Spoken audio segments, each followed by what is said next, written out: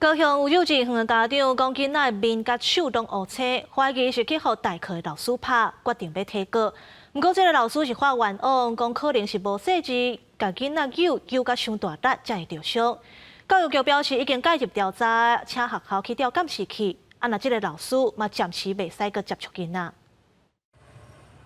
男童的面、颔管、手拢有乌青，互家长惊一个，嘛发现囡仔明显情绪无介好，问了才知影是学校一名代课老师涉嫌体罚。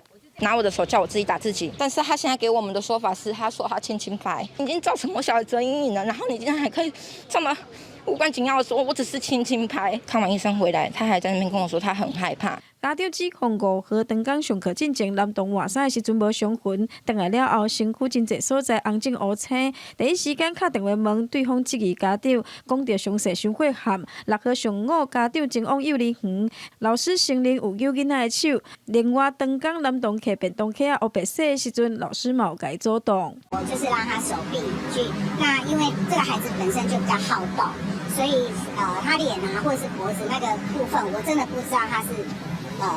之后要放学时间，因为他常常就会有受伤的状况。老师强调，当时有可能无控制好力道，才互男童乌青，无故意要体罚。毋过家长想要了解真相，甲学校调个监视器，说防讲这影响歹去。暂时幼儿园园长有代志讲出，家长甲互指控的老师无达成共识，家长决定要提告伤害，嘛要甲市府申诉。教育局表示，已经要求幼儿园进行校安通报，嘛要保留监视器等相关证据来调查。若是查证属实，会当处行为人上悬60万块。幼儿园即是减缴，也是停缴等裁罚。公司新闻吴柳婷、柯正俊各样报道。